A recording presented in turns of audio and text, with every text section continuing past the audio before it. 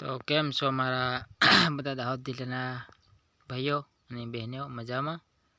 જો અત્યારે મેં આ સણા વાવી મૂક્યા છે ભાગમાં, તો અત્યારે એમાં પાણી હાલે છે. જોવો અમે વાડી દેખાય છે, અહીંયાથી પાણી આવે છે, અહીંયાથી પાણી આમનો અમે વાડ તમને દેખાશે, અહીંયા લગીને પાણી જાય છે. આ બધા સણા છે, આ કેટલા 24 વીઘાના સણા એ બધા હે.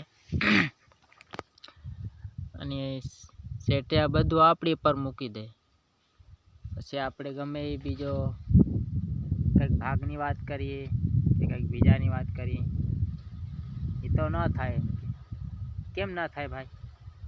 આપણે પણ મજૂરી કરી રહ્યા છે, અને હુંની કરતાં પણ વધુ મજૂરી આપણે કરીએ છીએ. આપણને ભલે ભાગ જોતો આલે છે, તો આપણને મજૂરી વધુ પડે છે, કેમ કે આપણે રાત અને દિવસ આમાં જ કામ કરીએ છીએ, તો આપણને પૈસા ઓછા મળે છે. કેમ ઓછા મળે? કેમ કે આપણે સોતે ભાગે આપણને આપે છે, એટલે આપણને નથી પૈસા ઝાઝા મળતા. એટલે કહું છું બધાને, હવે કંઈક જાગૃત કરો.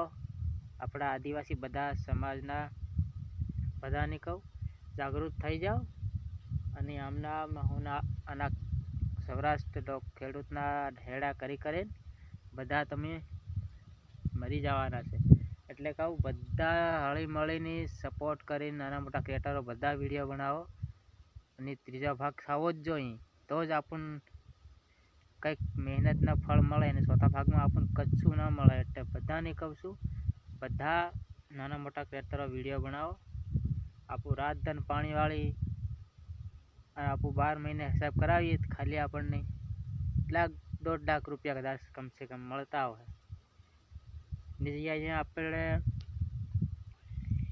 બધા હળી મળીને કામ કરીએ, કેટલા પૈસા થાય મહિનાથી મહિના? તમે વિચારો, 4 મજૂરો હોય 500 રૂપિયા હાજરી, કેટલા થાય મહિનાના? 60,000 રૂપિયા થાય. અને આપણે આમાં 4 કે 500 જણાના ભાગ રાખીને પડી રહીએ, 12 મહિના 1.5 લાખ થાય. એટલે 1.5 લાખ અને મહિના પર કામ કરે એ રૂપિયા ગણો કેટલા થાય. એટલે બધાને કહું છું, સુધરી જાઓ. અને ચોથો ભાગ હોય તો નહીં રાખવાનું, ત્રીજો ભાગ હોય તો ભાગ રાખવાનું. અને આ ખેડૂત નહીં સમજે, અને આપણે હજી પ્રેમથી કી દેવાનું, ભાઈ તમારો ભાગ મહેનત રાખવાના, તમારે તમારી ખેતી કરો, મહેનત કરવાના. અને અમને મજૂરી